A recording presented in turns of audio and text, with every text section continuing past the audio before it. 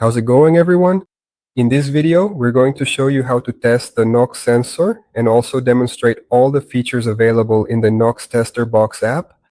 So everyone, for this test will need to follow the step-by-step instructions from the previous video regarding the process on how to establish the Bluetooth connection and pairing using the Tetra cable and the power cable.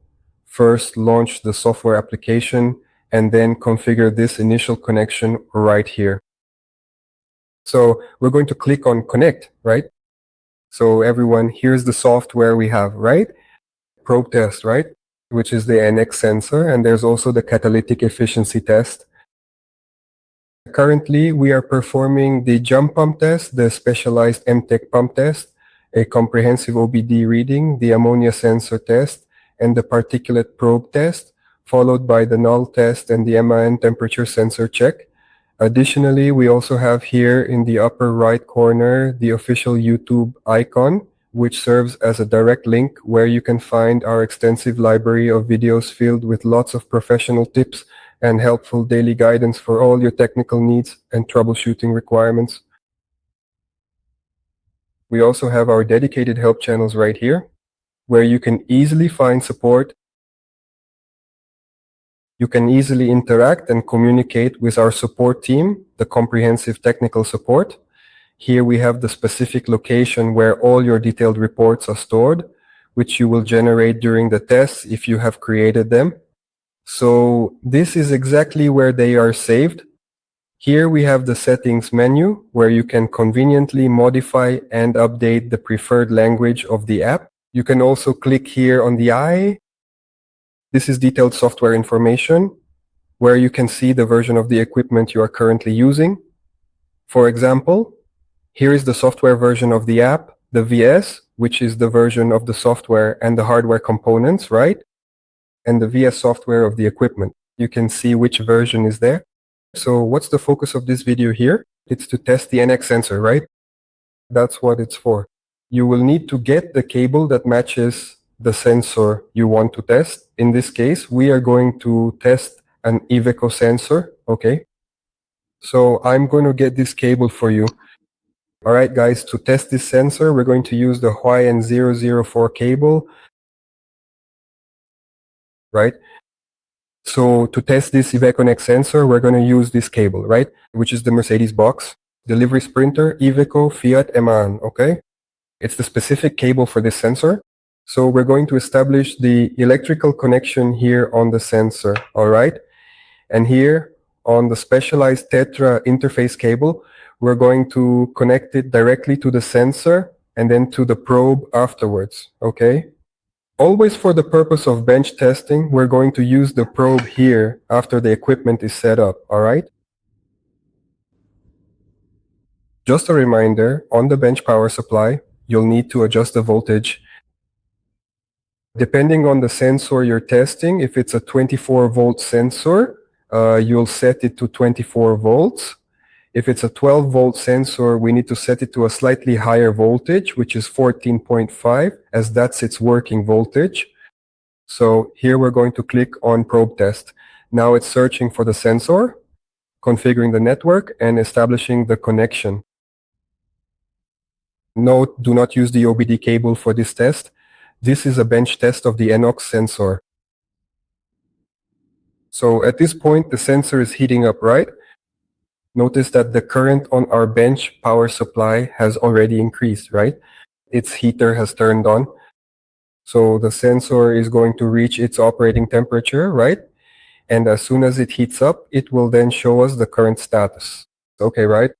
If the heater is functioning correctly, if the communication in this specific part is verified as good, it will show okay, and consequently, it will then start reading the data from the NOx sensor right here. Notice then that it already showed everything is perfectly okay here. The voltage, the heater, the oxygen, and all the statuses. It has already started reading my NOx sensor right here. At this point in time, we can go ahead and start the report, right? It takes about a minute and a half to complete the full reading, right? There is a progress bar down here. right? So it can clearly show us whether the sensor will pass or fail, okay? According to the specific reading limits, which you can check by clicking this eye icon right here between NOx and oxygen, right? It will show us everything here. The reference values for passing in atmospheric air are that NOx should be less than 10 parts per million, right? And oxygen levels between 19 and 21%. Remember that a NOx sensor reading up to 40 parts per million of a NOx is still okay, right? For installation in the vehicle, it's considered okay. So below 40 parts per million, it's considered a good sensor.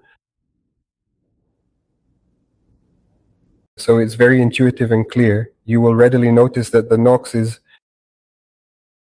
the reading number here turns green when it is within the acceptable range, and the oxygen level does too. If it falls outside of the designated safety limits, it will turn red.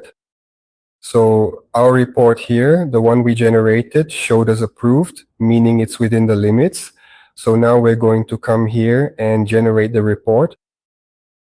When you generate the report, a form will appear for you to fill in the details of the sensor you're testing with the full name of the client being tested, the specific name of the professional technician who is currently performing the test.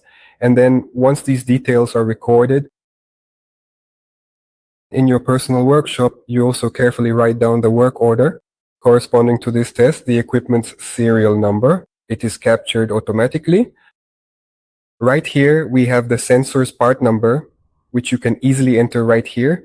I will just go ahead and put in a random example number now so that you can see exactly how the process is done, okay? And here there's a preliminary registration of the sensor, whether it has a fault or not, right? If there's any damaged or exposed wiring showing up, is that correct? I'll mark it here as no faults, no issues, okay? You can add a detailed visual image, right, of the specific hardware sensor to the report, right? You can add any detailed personal notes you want, right? And generate the report. The PDF was saved successfully. You can now open it and view it now. So here is the detailed report we have created for you.